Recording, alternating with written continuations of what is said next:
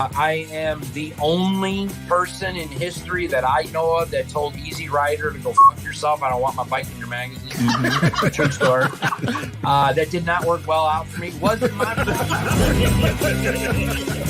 So it's all together, but that's not the one that's in the truck right now.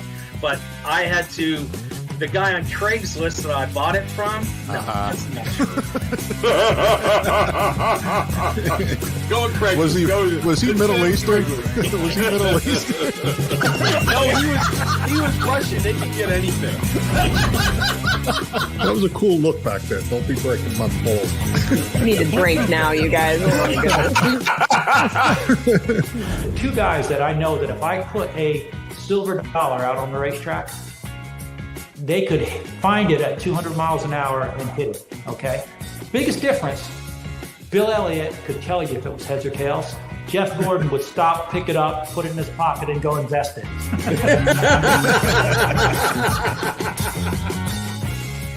Beach assault, because I'm on a scuba team, and we come up on this beach, and it's a nude beach, and there's chicks everywhere.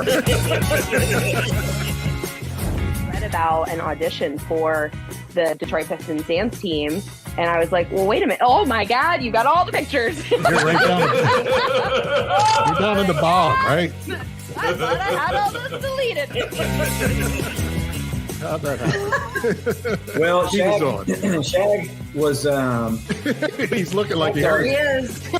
yeah. Yeah. Oh yeah, he's probably I'm sure he's listening. The norm. People turned our show off and felt better about their dysfunction. I'm serious. How'd you like to make $5 the hard way? Literally the most professional podcast I've ever done. Money's on the dresser.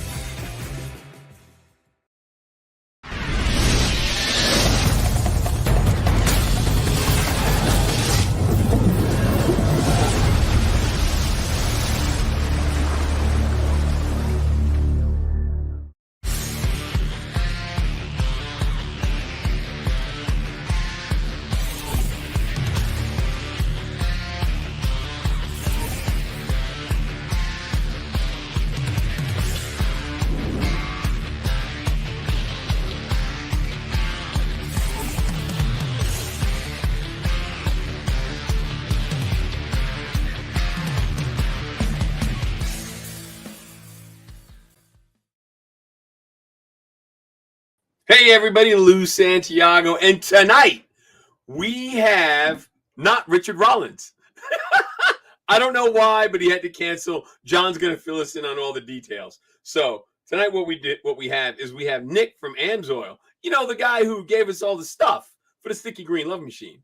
And we've got Bobby. Bobby is the guy who's building the engine for the Sticky Green Love Machine. So we're going to go through all of that, bother them, see what they got to say. And just so you guys know, Nick was in the chair for us. So he might be a little, it's okay though. We'll get him through it. Other than that, that's about it, man. Oh, and John went to Greece. What is up with that? You know, I don't get it. He just like wanted to take a vacation. That's where he was for the last, 2 weeks. So we're going to do a commercial. We're going to come back and me and John are going to tell lies and then we'll bring in Nick and Bobby. If you're a restoration guy or the Camaro is just your first project and you have that passion for it, call Camaro Central. Those are the guys you want to talk to. They have parts for first gen through 5th gen on the Camaros and first gen through 4th gen on the Firebirds. So they're not just Camaro Central, they're Firebird Central.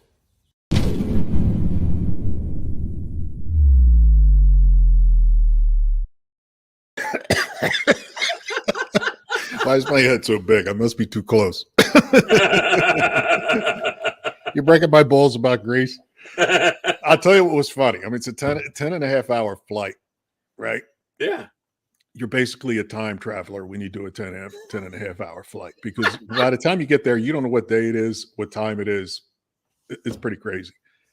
But one thing I didn't tell you when we were on the phone, in the resort we were staying in on, it was Mykonos, Greece. Right. I click it on YouTube, and here's our podcast. No fucking way. We're in Greece. No yeah, so way. I turned. Yeah, Listen, in Greece, just like most foreign countries, when you have the room key, you have to stick it in a slot to have the electric work. Right. So I just kept the key from the first hotel we stayed at and stuck it in this one, so it ran, and I played the thing the entire time I was there. So it was looping through. I'll tell you, the shows that pop up were the first Finnegan. Yeah. Paul Tuttle was one of them. There was a few that I sat through that were pretty good. Rawlings popped up. Everham was one of them. So it was funny to see which ones, rose to the top that they showed first, but it just kept playing through it. It was actually pretty funny. I took a screenshot of it, but on the wall, I was going to send it to you. But to be on the other side of the planet and be watching a podcast is pretty cool. Oh yeah. Oh yeah. You know what I mean? But it was fun. It was Athens, Greece is pretty bad. It's like any major city in the United States. It's graffiti, homeless, beggars. It's a city. Yeah. But Mykonos and Santorini was pretty nice. Cool. I've never been to that part of the world.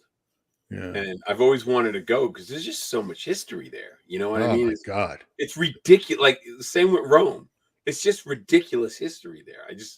I gotta get there. It was an eye opener, Lou, because when we were going through some of the ruins, they uncovered an entire city in Santorini. And the woman says it's 1600 BC. And I'm thinking, how long it's been since I heard somebody say BC and AD and put all that together? Yeah. I mean, we don't even talk that or even acknowledge it over here.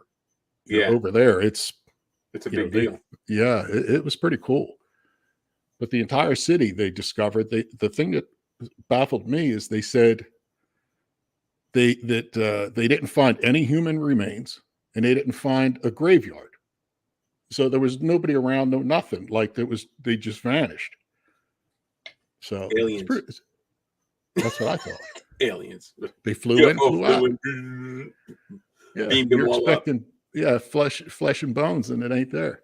That's really crazy that they didn't find any bodies, no cemeteries or nothing. That's really crazy. Yeah, they said maybe they left because of the volcano, and I'm like, listen, with the technology and communication we have today, when there's a major hurricane coming up on Florida, there's still a bunch of people that say, I don't believe you, I'm staying. Yeah, exactly. So that doesn't apply. That, they knew and they just rolled out. Maybe not. I just, it was hard to put it together.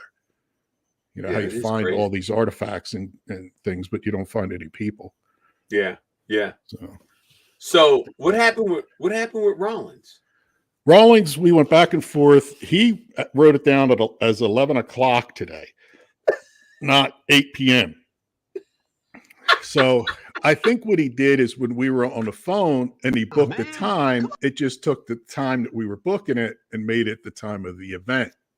He didn't clarify in his phone. So he said to me, he goes, I don't do good at night. I'm thinking, you were already on the podcast at night. You did fantastic. Yeah. I personally think we cut into his drinking time at 7 o'clock his time, 8 o'clock our time. And he's like, you're, stepping on my feet here. So I told him, I said, what we probably have to do, because I gave him other dates. And I said, what we may do is record you and play it later. Do it at 11 o'clock in the afternoon. He says he's better in the morning. He's a morning guy, not a night guy. Yeah. And he is. He's up at 6 o'clock. We were texting back and forth. It was like 6:30 his time. Yeah, we can do that. That's easy. Yeah. So he pushed. I didn't nail down another date, but I didn't spend a lot of effort on it either. Right. You know what I mean? I got it. Yeah. Yeah. I got you. So yeah. So well, that's cool. At least I because I didn't know what was going on. Gabe from what I'm going to tell you is Gabe from Classic Industries got a hold of me. He wants an install video for something on the Love Machine. Okay. And I got to tell you, Lou, I'm coming up empty-handed as far as a part to put on it because we're in a position where we don't have any new parts to put on it. Everything that we're waiting for is back ordered. So maybe when Bobby gets done the engine, we come up and shoot and we grab and figure out what we're going to do for Classic Industries as far as being a sponsor. That's fine. I know we did 2 videos or so for them, but Gabe's wanting an install. He just doesn't want an acknowledgement. I have no idea what that would be. Yeah. I have to run through my head the process of what We'll else figure needs it to out. be We'll figure put it out. on. There's, put on there's the car. something. There's something that we can do. I'm sure there is. It's a big car. Yeah, You know? I know. Here it is. What I'm talking about. They're rear Craigers for it. I found them at Eckler's.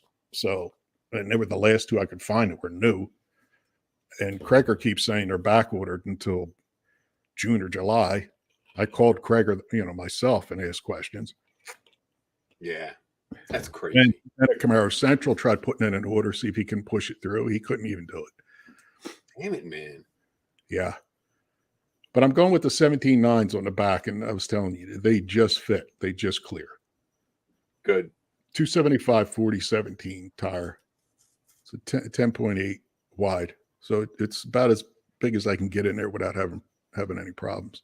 Yeah. Yeah. You know Cool. what I mean? It'll look good. It'll look good. Yeah. Yeah. And I told Gabe, I said, we were thinking of installing the rear with all the trailing arms and things that they were supplying. Of course, that stuff's back ordered. It should be coming in soon, which messes up the whole timeline. So there's only so much we can do. Right. You know what I mean? Yeah. Yeah. So what have you been up to? What are you doing? I have a Zoom, I guess it's a Zoom interview tomorrow at 11:30 for that high school auto shop position. Really? That's yeah. They sent me an email yesterday, so I'm gonna do that in the morning, and then I got a bunch of welding I was doing today. My friend Roy, the guy who does the valve covers, he's doing these. There's some Mopar guy that he's doing these parts for, where it's the factory U-joint that goes into the steering box. Well, this guy must be converting it to a rack. So he has that factory U-joint, and then Roy is actually boring out the center and he put another spline sleeve in it. So he's doing all that, and then I'm TIG welding everything up. So I'll have pictures for next week. That's steel? Yeah, it's steel.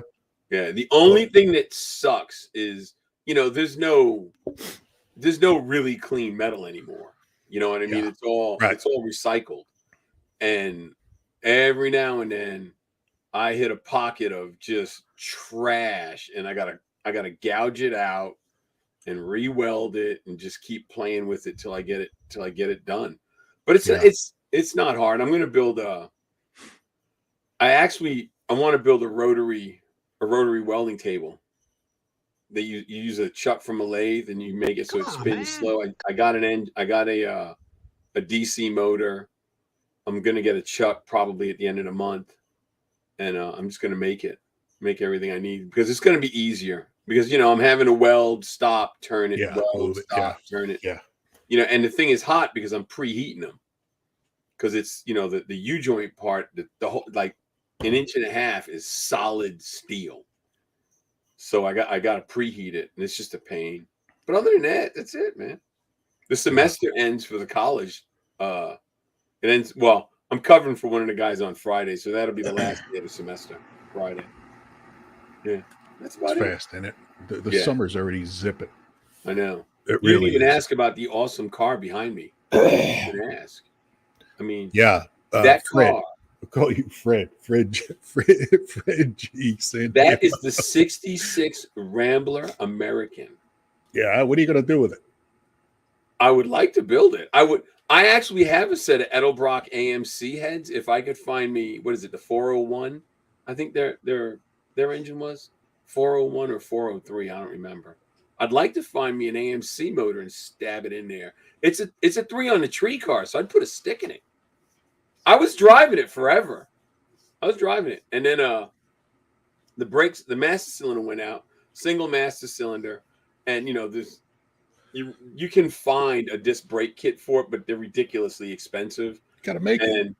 Well, I was going to make it. I just never got around to it because it's mine. All the stuff that I have never gets done. Bill said it's a 401, so I need a 401, and I got those Edelbrock heads, and Eagle makes a stroker crank, so I'd stroke the bejesus out of it and put a stick behind it and just make it my driver. Excuse me. I'm coughing. I got to tickle my throat. It's Drink allergies, more. I think. More. You know what'll fix that, right? Bourbon. Yeah, I took an allergy pill this morning and it made me groggy and miserable all day. Oh, God. Jeez. So, you know what's cool is Nick is tied into the Love Machine because he reached out to us about giving us supplies way back when. So it's good to have him on the show and talk about how he found us, his history, and everything else. Same with Bobby. Bobby's hooking up the motor. Yeah. The 6.2 supercharged, and we're talking about, bumping it out to 416, 427. I don't know what the fuck we're doing, honestly. I'm so spun around and lost and jet lag still. You could sell me some swampland in Florida today, but probably only today. Tomorrow I'll be okay. So, yeah, I'm all messed up. But anyhow, I don't think we should wait any longer. We're already almost quarter after 14. Oh, shit. Yeah, we are. Damn. Yeah. So did you guys know that Amsoil is the corporate entity, and then they have independent dealers who sell their products? So here's the thing. We called up Nick at syntheticadvantage.com, and we said, Nick, we're doing the sticky green love machine, and we don't want it to be so sticky. And he said, guys, I got you. And he sent us engine oil, right? So we've got all the fluids we need to get the sticky green love machine not so sticky. But something I really want to tell you guys about, because this is truly important. Amsoil makes antifreeze. And the thing about Amsoil and their antifreeze, it's kid and pet friendly. I'm not saying mix it with vodka and feed it to your 2-year-old. I'm saying it ain't gonna kill them or your pets if they get a couple licks of it. Amsoil, as far as I know, they're the only ones doing that. Check them out, syntheticadvantage.com. Tell Nick Lou sent you. Yeah.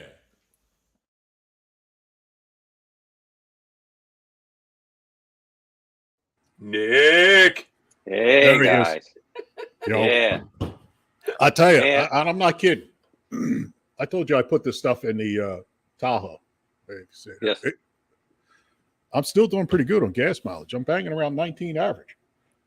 5.3. Yeah, a lot of people tell me, man, they see a significant increase. I mean, then there's people that don't see anything at all. I mean, it's hit or miss. Depends on how dirty the inside of the engine was and how the injectors are. I mean, if the injectors were clogged, yeah, you're going to get nailed on the economy and performance. Yeah, I got 142,000 miles on it. My landscaper's bugging me to buy it. I think it's time. I'm trying to find another driver. Looking for a newer police Tahoe, black. So What do you want for that? Is your Tahoe flex fuel? Yeah. Oh man, you can get that tuned, run E85 to get up there at Sheets, and you'll have a world of difference, man. I don't want to mess with it. I tried to keep it all original cop. I even have the Goodyear tires on it that it came with, the soft rubber, just to keep it all original. It's probably the only garage police Tahoe around. I mean, seriously, the headlights are still crystal clear. That's why the guy wants it so bad, because it's effective and it still looks good. It still looks like it's in service. Yeah. Right. It's not beat up like it would be at that age. No, exactly. Yeah. So I need a 16 or newer. But I put that stuff in there, and I'll tell you, I did it before we ran up to. I went up to Carlisle, and I was doing somewhere around 15 miles a gallon average, and this took it up to 18. Yeah, I mean, it's a concentrated formula. It's a really good cleaner. That's why we only recommend you guys running it every 4,000 miles. Yeah. So for the average person, that's an oil change. Yeah. So, I mean, what's recommended, in my opinion, basically is you put that in right before you're getting ready to change your oil, because when it does clean, it's going to clean a lot, and it might throw a lot of stuff possibly into the oil, in my opinion. And I just feel it's better to run it before an oil change. Get the injectors clean, fill the tank up, run it all the way down as empty as you can get it to get the benefit of the cleaner. And then, change your oil, and you're fresh with fresh oil, clean injectors, and you're ready to rock and roll. Yeah, that makes sense. Nick, before we get too far into you being an independent dealer for Amsoil and how you got started in that, you and I were on the phone. You told me that you were a military guy, retired military guy. Explain some of your past and what led you to Amsoil. Well, basically, straight out of high school, I went into the Air Force back in 1983. My dad's like, you're not going to sit around here and pump gas for a living. You're either going to college or you're going to go to the service.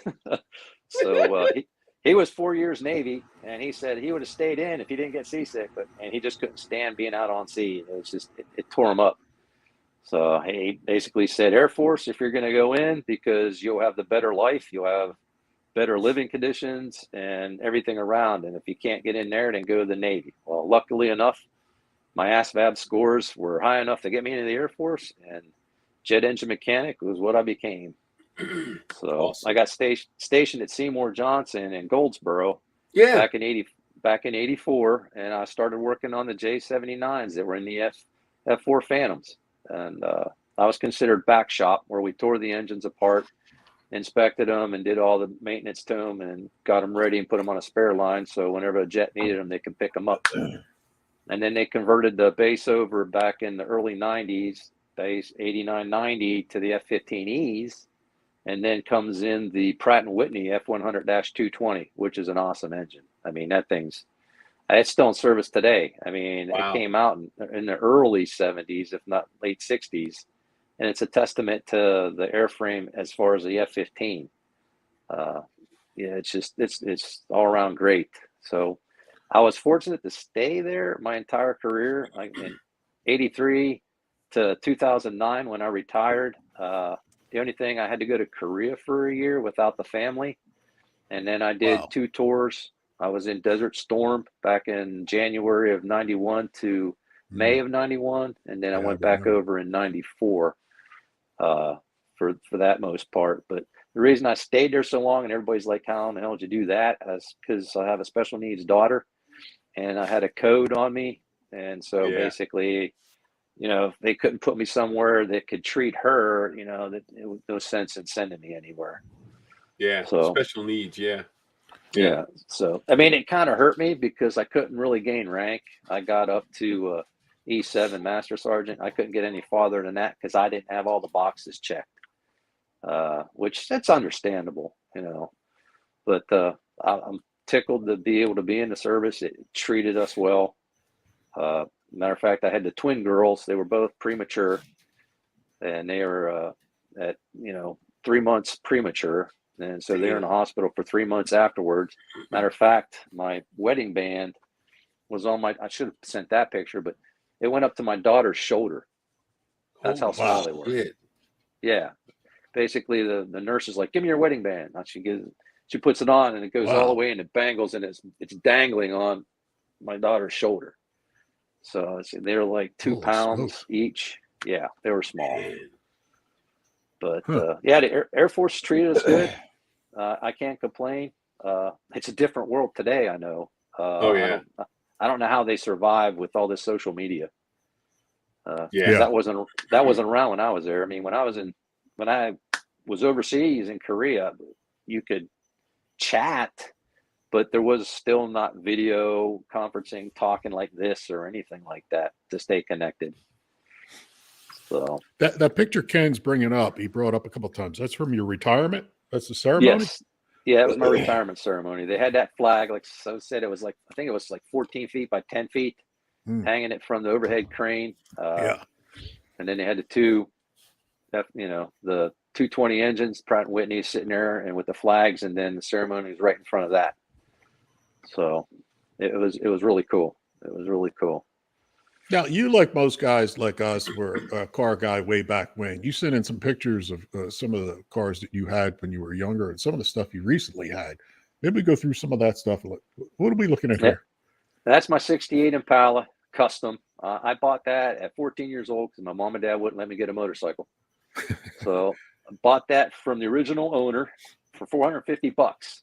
Oh my God. And, yeah, I know, man. I handed him the cash. It had a 225 horse 327 with a turbo 400 with a quadrojet 4-barrel. If you look on the back of that one picture, you can see a CB antenna. Yep, I was going to comment on that. What are we talking? 1980? You got a 68 in 1980, so it really wasn't even that old. I mean, it looked stock.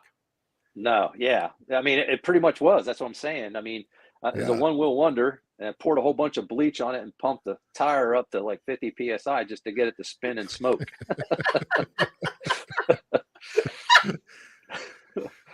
So, there we go. It's a hot rod. That's Yeah, it, man. sounds like it. You want power, you flip the hood and that quadrijet kicking in, boy, oh boy, it's just, oh, that's the sound you wanted, man. Yeah. And then if you look at the radiator, I polished the radiator, man, because it was brass. Oh, yeah. So we had, the Air Force had Neverdol. Man, I took Yep. Neverdol to that stuff, you know, and shined that thing up nice and pretty with Neverdol. Everything else looks like crap. But, you know, yeah. you know, I had a shiny radiator. Priorities. That's badass. 66? There's my 65 Impala Super 65. Sport. I found that in 1985. It was sitting on a lot up here, an AMC dealer that went defunct. And basically it didn't run. But when I went and looked at it, it had 396. It was a 4-speed, had a factory tack, had factory air conditioning. Damn. And it Who had did a the vinyl body top. and paint? Who did the body and paint on it? Because it looks pretty straight. Troy, it was Midland Collision back in Concord back in 2008. I don't think he's still in business. He did the body work on that. The engine work was done by, I can't think of it. It was a NASCAR shop, a smaller NASCAR shop over there in Concord. He's the one that found the body guy. Yeah. But it was basically, it's 60 over 396 because he had to go that high because the cylinders. And he put a milder cam in it, a roller cam I wanted in it, and then I converted it over to fuel injection, which that was considered a mass flow out of Massachusetts. Right. And then I, put the huge air cleaner on it to get as much air into it as possible. And of course, I deleted the factory air conditioning. I'm kicking myself for doing that. I should have restored it at least, but it has the under dash air system that's in it now. I can't think of the name of that company. But it's the same one. I guess you're putting in sticky green. Vintage air. You still got this? What happened to this car? Well, I basically sold it back in 2012. It was, things with my daughter and different things in life and everything was coming on. And it got to the point where it wasn't 100% reliable. And I like to go out and drive. I even converted it to a Tremec 5-speed. I put a 5-speed. Damn. Yeah. Cruising down the highway at 70 miles an hour, it was tacking basically 1,500 RPM, and it had 342 gears in it. Yeah, that's the awesome combination there. Yeah, and I put a posi in it, so it was the 342 original gears with a posi, and that was a cool car. The hood itself, the guy that did the body work was pissed because, I agreed to everything on paper. I learned the hard way, and I made sure everything was on paper and signed, and he agreed to a price. And when it was all said and done, he looked at me and he goes, dude, what you just paid for this, which was $8,000 to have that body work done. He goes, I wouldn't have charged anything under 20 for that. Yeah. So I made out on it. I really did. A NASCAR shop did the hood for him. It cost $500 to have them cut. And that was a metal scoop. That's not fiberglass or nothing, man. That was all put in place. It had the little clickets that hold it in place, and then he welded it around and then filled it out with that cow induction. Yeah. What's amazing is that back then, of course, the body changed. We're building a 64. You got a 65. Looks nothing like it. There's still, both of them are badass. Yeah. Oh, yeah. Yeah. Well, 64 had the X frame, didn't it? Yeah. It was. I still can't understand. Perimeter. Yeah. And the 65 came with the full-sided frame. So that was a major change. Plus a good tail lights. Yeah, the tail lights on the 65 are the 3 round ones in the back, and then the 66 went to the rectangular. Yeah. Right. Yeah. Yeah. There you go. That's the jalopy. Yeah. There you go. So, Nick, how'd you get into Amsoil?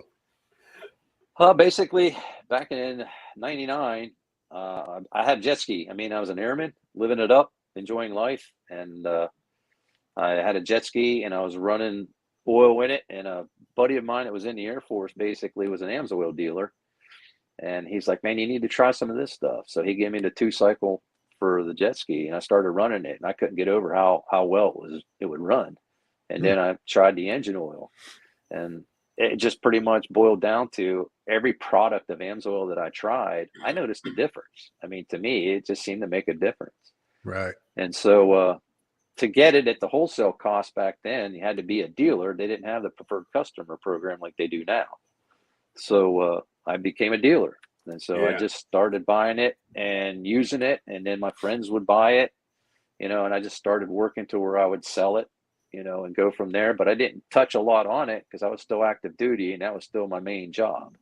Right. But it was because of everything that I use, the product it did a good job. I mean, it's a testament to itself.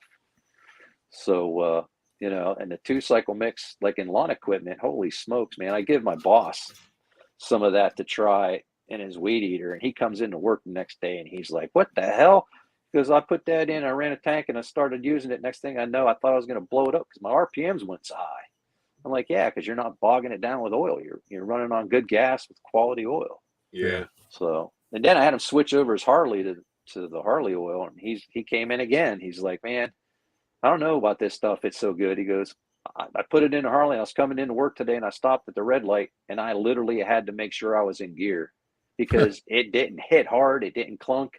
It just went right into gear, smooth. He goes, I had to make sure I was in the right gear.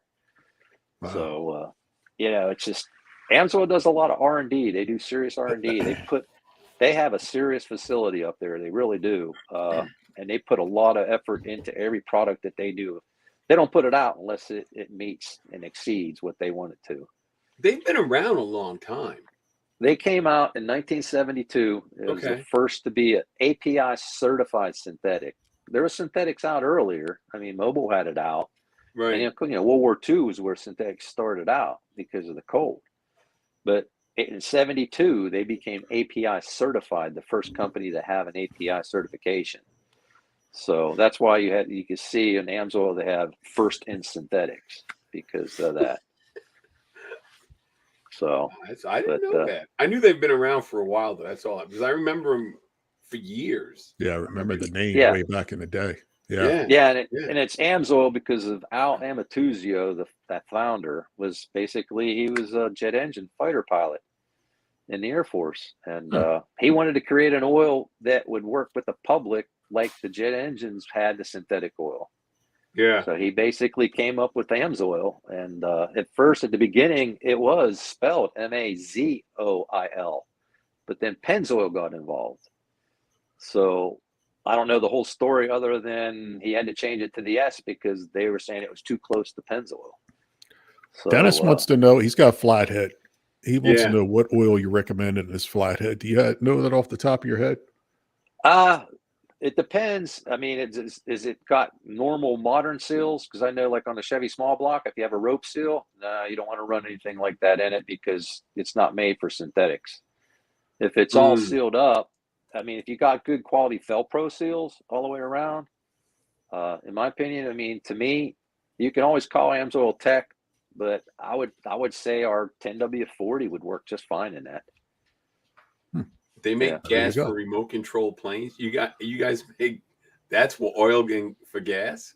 No, a lot of people use our Sabre 2-cycle oil in the RC planes. Oh, okay. I was ready to say. Yeah. A lot of people use in the RC planes. So they love it because they can run it. Amsoil tested their 2-cycle oil all the way up to 300-to-1 ratio with no issues. So that's why they backed it back down to 100-to-1. And I run it 100-to-1 in my leaf blower, my Stihl chainsaw, my weed eater. Matter of fact, my weed eater is over 20 years old and cranks up every time. And I've been running 100-to-1 in that with no problems. Yeah, that's saying something. Stroke oil. Yeah, it is. It's a quality product, man. And like I said, that's what sold me was the 2-stroke to begin with. Yeah, I need to get me some 2-stroke oil. But Nick, now, what made you give us a call and make the relationship? What did you say that you went? These two jokers deserve my attention. Two idiots. Well, I saw the email on the bottom, and I'm like, he's putting together that Impala from the bottom up, and it's going to need fresh lubricants all the way around. And I thought to myself, what do I got to lose? If you're going to put that much money and time into that vehicle, why not put a quality product in it? So I just decided to hit you up with an email to see if you were interested, and I, provide anything that you needed lubricant wise, grease, differential, transmission, power steering, all that. Yeah. That way, it's good from the get go. Yeah. You know what I think is cool with our sponsors? Of course, Camaro Central is also a sponsor. Nick reached out to Ben at Camaro Central, and they built a relationship. Now, Camaro Central offers on their website some of Nick's products. Yes. And also, thank you for that. Thank you. Yeah, to bridge that over, Bobby Bueller, who's the engine builder, who's backstage, will bring out in about 2 seconds here. You build a relationship with him. You got product in his showroom too, do you not? So all of us are working together here in uniform to be able to advance each person. Yeah. Well, they basically have what's called a retail account. So if you got a business and you want to sell Amsoil, you can get a retail account from Amsoil. It doesn't cost anything. And if you get approved, basically you get the account, you get an account number, and you fill out a tax form so you don't have to pay tax. And you can put it in your store and sell it. I got a ton of retail accounts. Yeah. So that's what Bobby, being an engine builder, he got a retail account. So customers coming in, if they want Amsoil off the shelf, they can do it. If he wants to put it in their engine, he builds their engine with our break-in oil. He can do that too. Same thing with Camaro Central, because our oil, for the Camaro, we got awesome fluids for, the early models Camaros. It'd be perfect for it. People restore their vehicles. Somebody wants to open an account. They contact you through syntheticadvantage.com? Yeah, they can contact me through syntheticadvantage.com. Actually go to the website, and then at the top, it'll say, business opportunities. You can click on that, and then it'll have a drop down. It'll say, use in your business or sell in your business.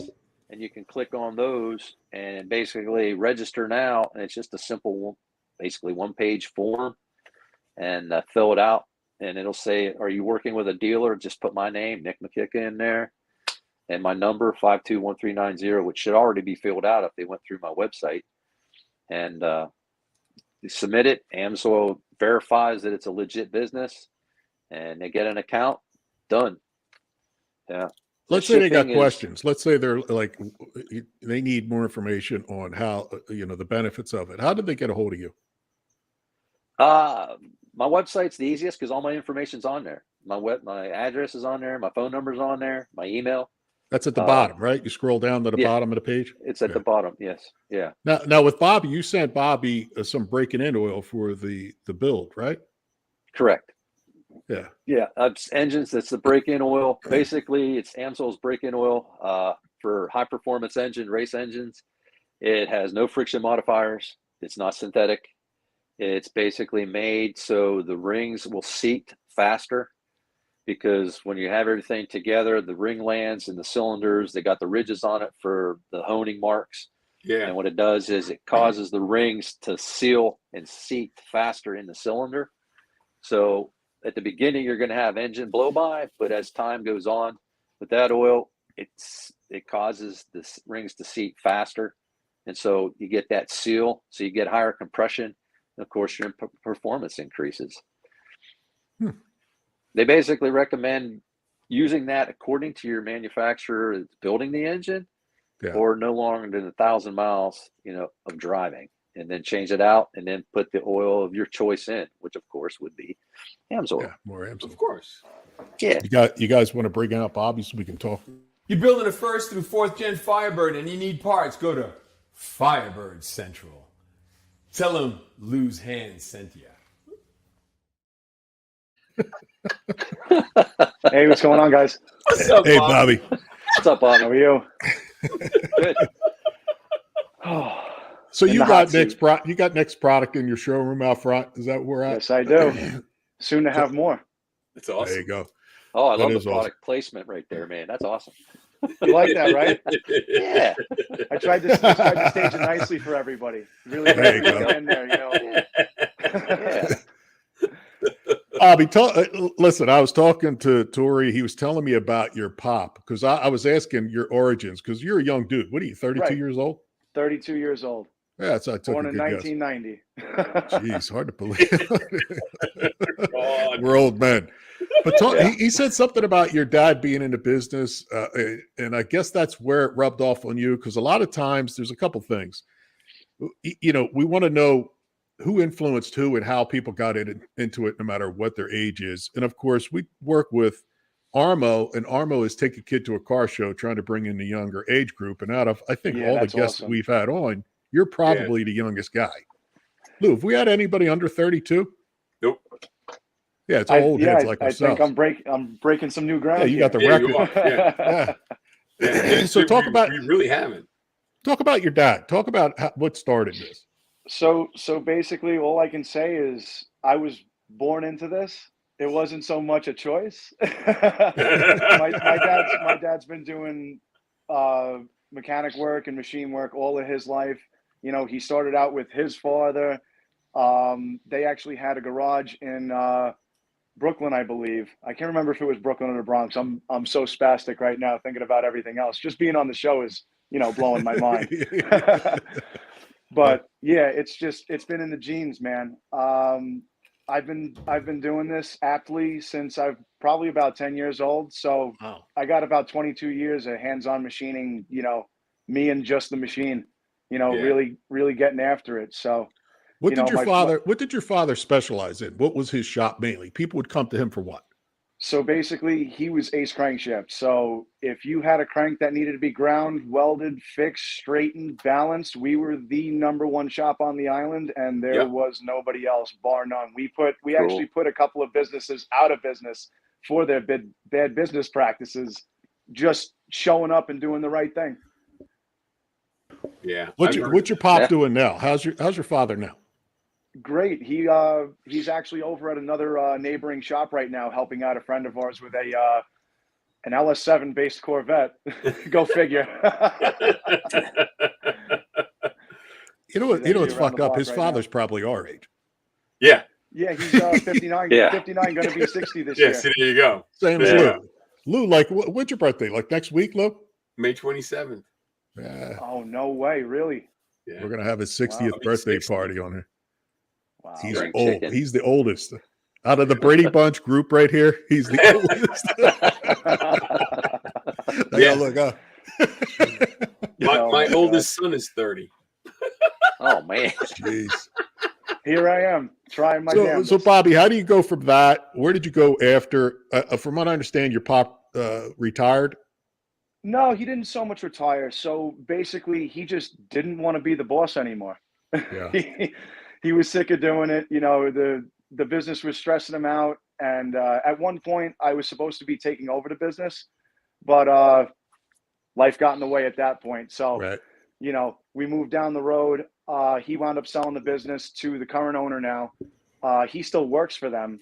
And, I was looking to get into my own thing as it was, because I had gotten my head straight at that point. And I know exactly, I knew exactly which direction I wanted to go in with my business.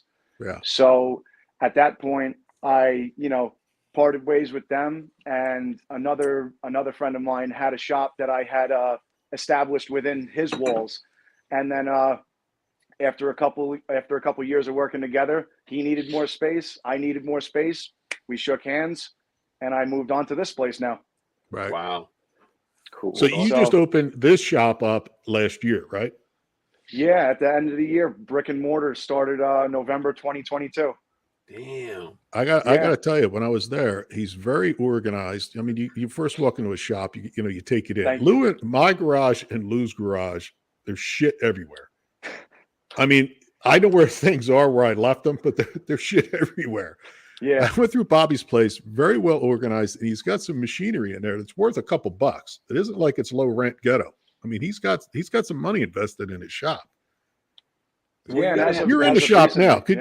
I mean, you could spin this thing around. It shows some of the people, what I'm talking about. But whatever. I could grab this off whenever. Yeah. But I actually wound up going out to Illinois to a fellow small business owner and friend of ours, Martin Wembley. He does a bunch of our cutting inserts, and his product is amazing. I actually drove 30 hours round trip back and forth to Illinois with my good friend John. And we picked up a head machine from him. So now I have even more capabilities with a much heavier duty machine. I got a Peterson TCM 25 now. you know. So I'm just, you know, even though I'm just starting off and getting even more machines, you know, the other week I just got a new to me Sonnen Align hone cabinet so I could separate my Align hone fixture from my actual hone tank, because I had everything combined onto one machine, you know, because I didn't have the other cabinet at first. Now the cabinet came across for the right price, and boom, you know, another machine lands. And, you know, that's all I try to do is just, you know, where I can, I pay my bills, and then I recycle as much money as I can back into this business right now, just so I can get as much, you know, as much of the precise measuring equipment and all the right tooling that I need to do right by everybody that comes to me. Yeah. That's pretty cool. What have you been working on? What kind of jobs you put out in the last 5 months or so? What do you got that's pretty cool? In the last 5 months, I want to say probably one of the cooler pieces that I've actually had here since before. I want to go to actually before I opened up my own brick and mortar. At my friend's shop, a surprise motor came in to me from I don't know if you know Al Mathon. Does that name sound familiar? No, I don't know. Do you remember the Geico boat with that super long V16 aluminum motor? I have that. No way. I have that. It's in my That's office. a serious boat. Yeah. So, and we're getting ready, you know, we're gearing up to get that thing back together to put it into a stretched, I can't remember what the exact car was, but I believe it was like a late 30s or a 40s Chevy coupe. But he stretched the front end of this thing, and we're going to fit a V16 small block in this thing. That's pretty crazy. You got to take pictures of that and put it on social media. Yeah, I'm definitely going to have to. I've been keeping that quiet for a little while because, you know, I wanted to come out swinging with some cool stuff. I think you got it. Yeah, I'd like to see that go in and what that looks like, because that's pretty. That's nutty. going to be. That'd be cool. It's definitely going to be mind blowing. That is wild. Holy shit. So now I dropped the block off. I don't know. It was like a few months ago. And supercharger, got the CVF pulley kit for it. Tell me what the plan is. What are we doing? Because Tori calls me. He's like, I got another idea. John, listen, I got and I'm like, Tori, whatever you would do to your stuff, go ahead and do it. Now, last we were talking, he got a stroker kit. The crank, I think, came in. I'm not sure if you even got it because I don't get the blow by blow. There you go. Then he was talking about boring the thing out, re-sleeving things. The block itself, from what I understand, one of the cylinders needed to be re-sleeved originally. And of course, Tori won't leave just one. He says, you know, you got to do everything. And then Tori calls me the other day, and I'm trying to give everybody a backdrop of a quick up-skip jump to where we are now. He calls me the other day, and he says he was thinking taking a 5.3, boring it out to 427, re-sleeving the thing to get it to where we want to be because it was a faster, cheaper way to do things. I told him, and I wanted to ask people's opinions because the perception is one thing, reality is another. Because when Lou and I were talking, I mean, you're taking basically, if you're an older guy, because this is an older guy's build, you're 60 plus if you're into Cheech and Chong. I mean, you probably had to Google who Cheech and Chong is in the Love Machine beforehand. But the guy that's going to buy this when I'm done with it or you know, come to me and say he needs it is going to be 60 plus years old. That guy, I'm not sure, is going to understand that we took a 5.3 and made it a 7.0, because that's the equivalent of taking a small block 305 and boring that bitch out and somehow making it a 427, which was physically impossible back in the day. You see what I'm saying? And I'm always Lou made a good point the other day. I'm always under the impression that you really do look at where you started. Because if you took a 396 back in the day and you bumped it up to a 427, you really, guys would be prejudgmental. Go, you really don't have a 427 because it didn't start life as a 427. So most of the old heads think, just like they do with these trans people, you're really not a man, you're really not a woman. You started off this. I don't give a fuck what you're saying. You're not going to be that. You know what I mean? So, you know, there's where did you start? So what I was telling Tori is I think an older guy is going to say, you started with a 5.3. I stopped listening after that. Even though it financially makes sense and you're not sacrificing a 6.2 block, I just think there's like this prejudgment of, wait a minute, what are you doing? Because it just sounds like the cheaper way out. So talk to us about what that process is, why you would and wouldn't do it, and some of the things that are, the pluses and minuses there. Okay, so basically changing direction from the 6.2 to the 5.3 block, what we're looking to do is use a technically much more structurally sound block. So the 5.3 casting is supposedly the thickest casting that GM has to offer. So that's why, when you look at Mass Motorsports and Texas Speed and all these other big guys out here, they go right to the 5.3 because of around the main saddles, around the bottom of the bores, everywhere around there, it's actually just physically beefier. Whether it be, you're not going to so much see it on the outside, but it's like dimensionally thicker on the inside. Right. And going and tearing up, let's say, a good usable 6.2 that could easily go to a 417, I would much rather cut up a block that's actually meant to take a big gargantuan sleeve and a lot of boost, because, at that point, I was actually going to surprise you guys with this, but I have a couple of CNC friends, and I was going to mill the top and rear pad off of the block and put BBRE 7.0 or 427 on it for you guys. Right. Or even something along the lines of, sticky green love machine, or have some sort of cool etching for you on the block. Oh, right. Man. Yeah. You understand what I'm saying about the 5.3 and the 7.0 and the older guy. Now, if it was something that was like Baby Driver's car, where it was a younger guy's movie, younger guy's feel, I think people would understand it. But I think the older guy is going to go, where did you start off at? And even though you're throwing money out the window at using a 6.2 block, I just think that the perception is different. And I think when I go to sell it, it would cost me because they don't get it. What you're saying makes complete sense. I just don't think that people would understand that transition, and they'd shut off because they're older. I do understand where you're coming from with that. I do like seeing the bigger digit numbers on the blocks myself. Everybody gets a hard on when they see an aluminum 6.0, 6.2, 7.0. It's like, right, there it is. Right. I totally get that. But, I was also looking at it towards, specifically for the build, it would be a more structurally sound piece.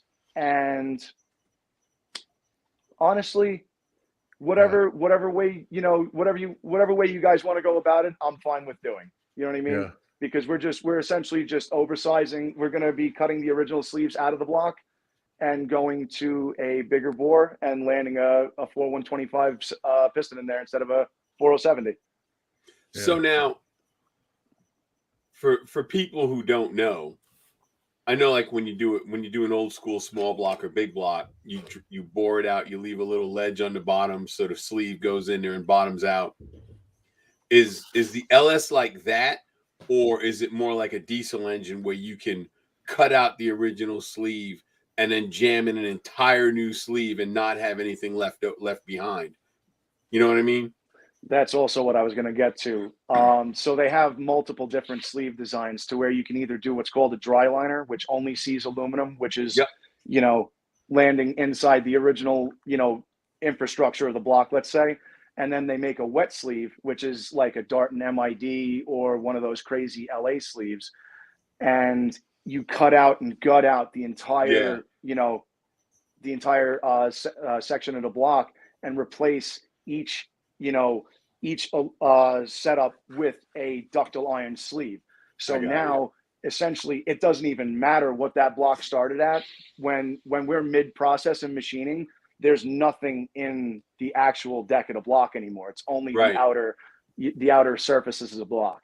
Yeah, it's just like an going with the different crank.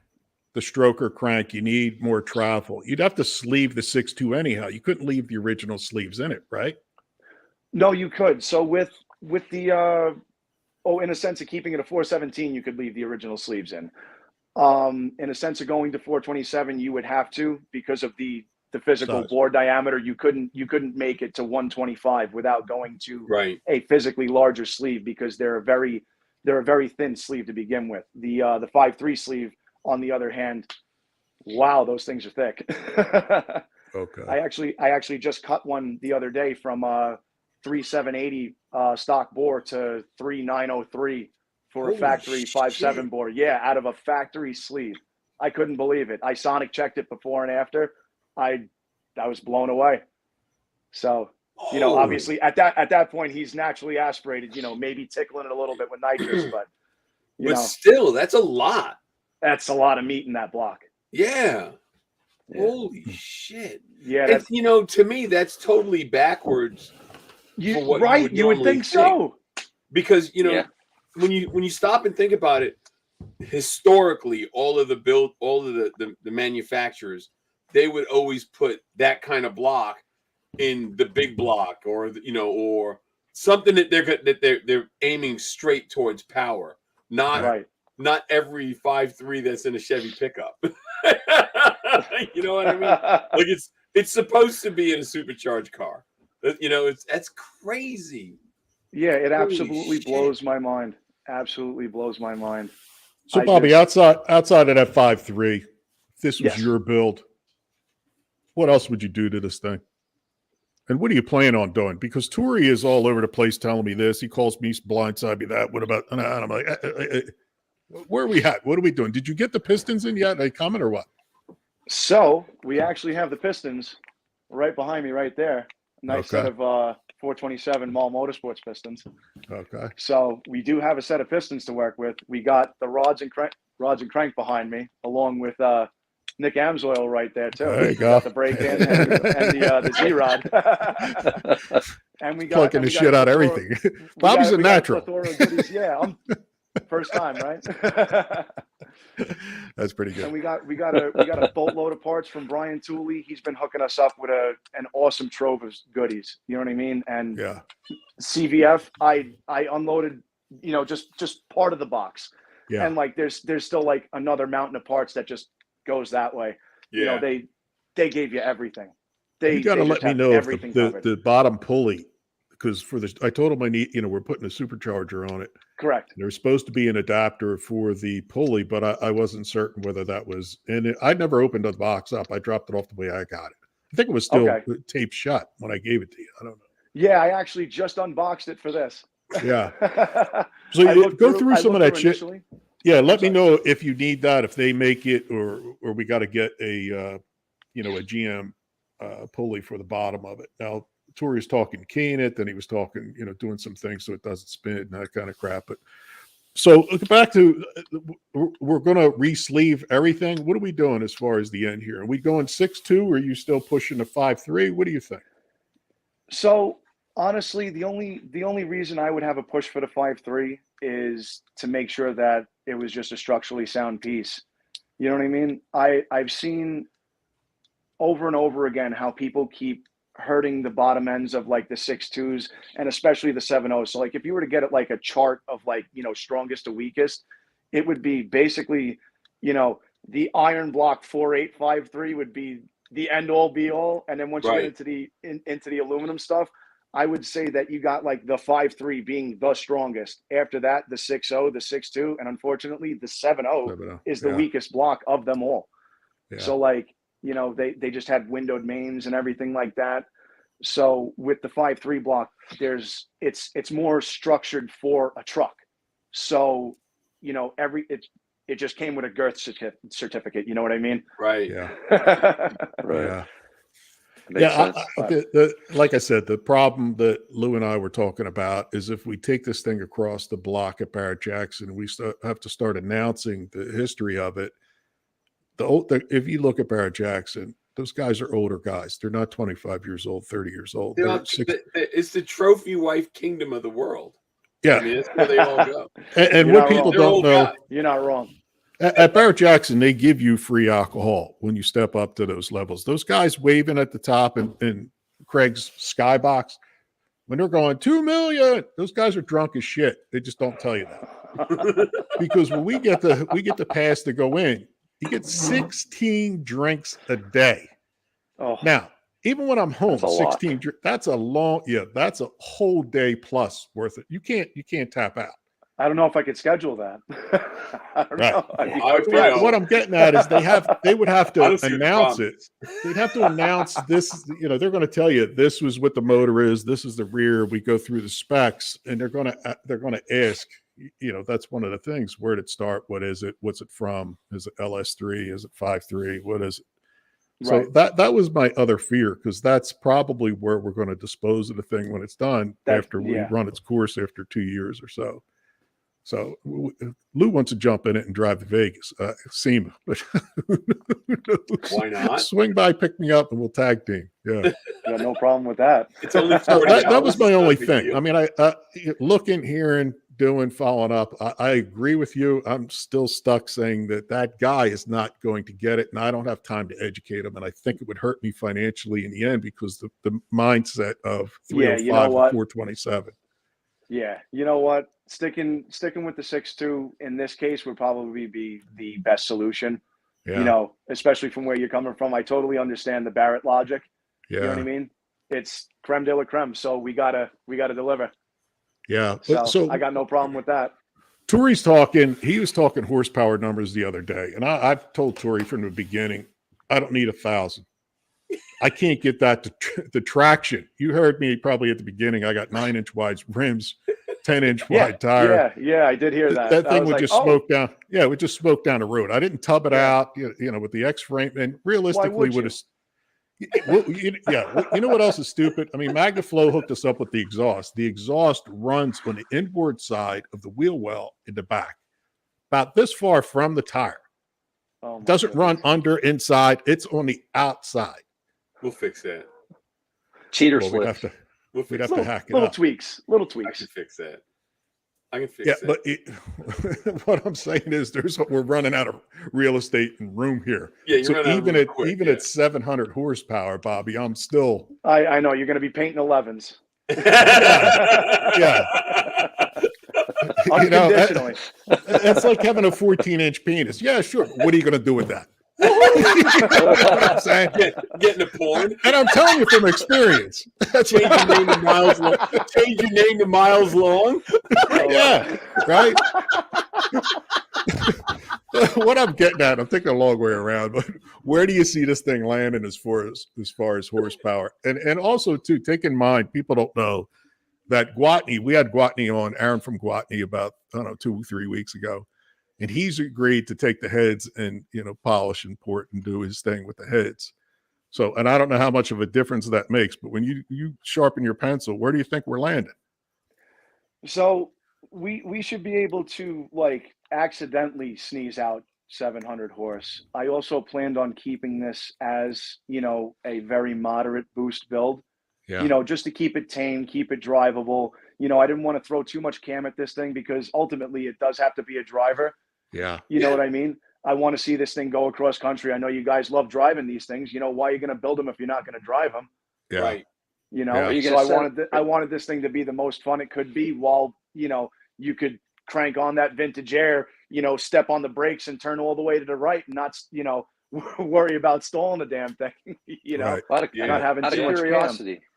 Out of curiosity, are you going to make it E85 capable? Absolutely. Yeah, because a boosted engine, that's where E85 shines. Aaron Gwatney Performance even said that, man. Yeah. Being able to throw a bunch more timing at it, yeah, absolutely. Oh yeah. Plus Keeps the E85 engine running running cooler. Oh yeah. Yeah, that's cool. Absolutely. So, Bobby, what else I know I dropped off injectors, but a lot of the stuff is becoming obsolete because we're upgrading this, we're upgrading that. One of the things is Tori ordered a cam from Brian Tooley. Then when we started talking stroker, then that cam isn't worth anything. We're going to send that back. He got the LS7 lifters. Now we're going with the GM Performance lifter. Yeah, we're going to use a CTSV lifter. Yeah, and I'm thinking too that the injectors are going to be too small because they're stock LSA injectors. Then we're talking, what are we doing as far as an oil pump? Tell me what else is down the road for me as far as a checkbook. Well, no, not much is going to change here. I think that once we swap out the cam and lifter situation to get to the CTSV lifters and the different profile cam that we're going to use, I think that's really all we should be changing. Well, besides the injectors, I should say that we will be changing the injectors because I'm not exactly sure how much you can squeeze out of those. Yeah. But I think the first thing that everybody does when they get a CTSV is pulley, injectors, tune. Yeah. So, Yeah. At that point, we'd be swapping out those injectors for at least a 75 pound or a 750 cc minimum injector, or probably closer to like a 1050. So the next improvement would be the pump, the fuel pump. Right. Which I don't know what you guys actually have for a fuel pump in this thing. What do you got for a fuel supply? It has the Corvette split where it comes out, it leads into one and it has two. The return is built into the pump itself. I pulled the thing out, threw it on the table, and I was done with it. Tori's like, that's a good pump. But Tori says all that shit at the beginning, and then 3 months later tells me, throw that thing in the trash. It's not worth anything. What we're doing now. So I haven't even messed with it. Rick's tank talked about building us a tank for it, custom tank, but we never followed up with Rick's to be able to say this is what we need because everything up front still changing. So I haven't even pulled the trigger on that, but I know that the radiator needs to be upgraded at this point, things like that, Yeah. Well, I mean, Bobby knows it, but I mean, you can build the engine, but you got to have like Watney was saying, you got to have the fuel supply to support it. So yeah, definitely, absolutely do. I got a 1/2 inch line. It's just a matter of the pump.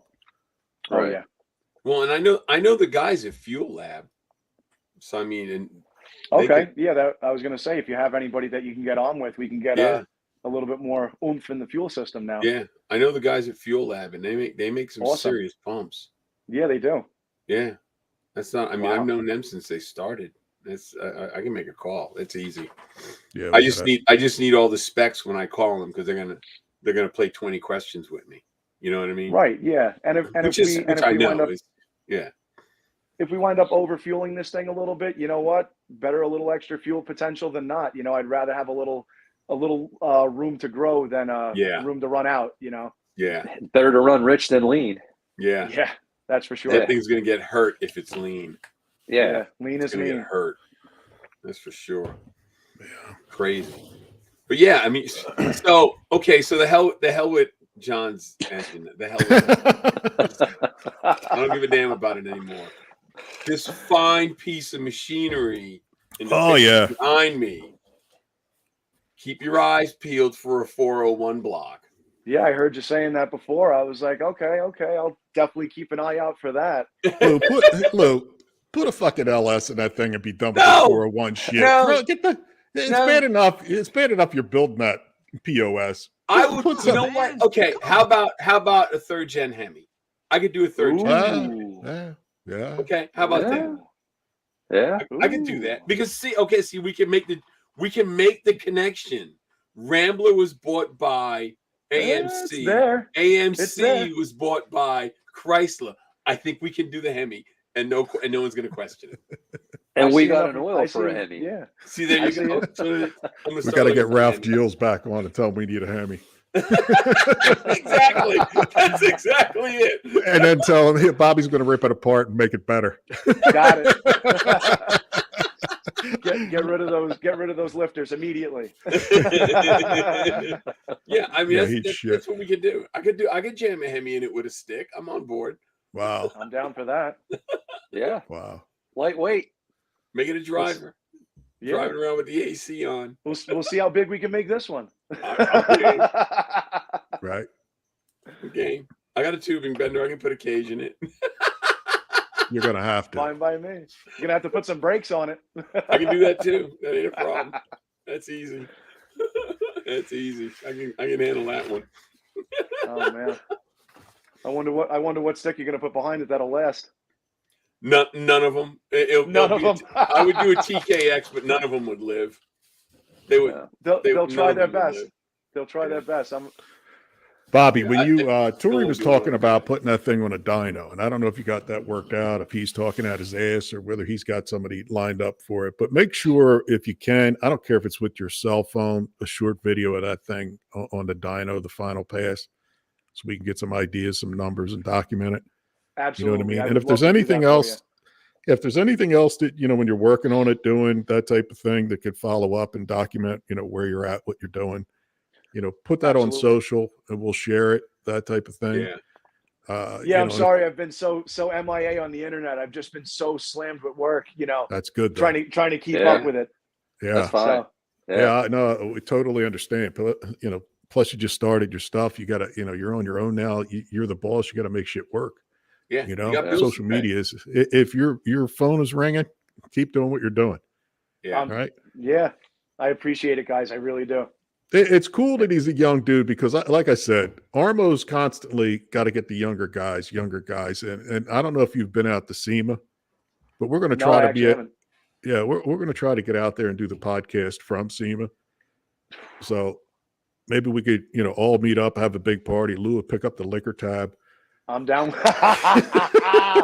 We'll be drinking antifreeze.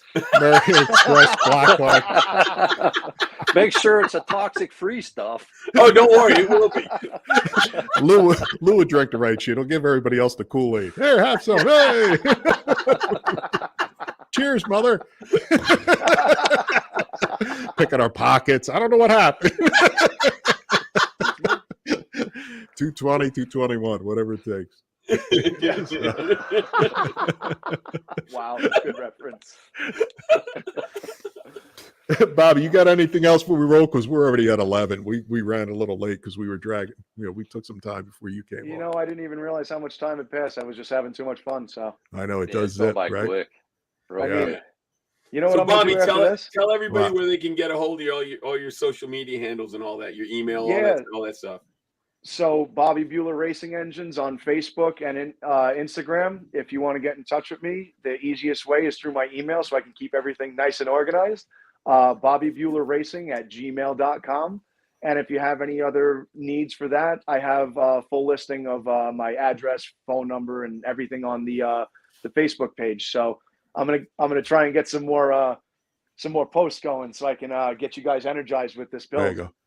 You're still at the shop now at 10 after 9. What are you saying you're doing after this?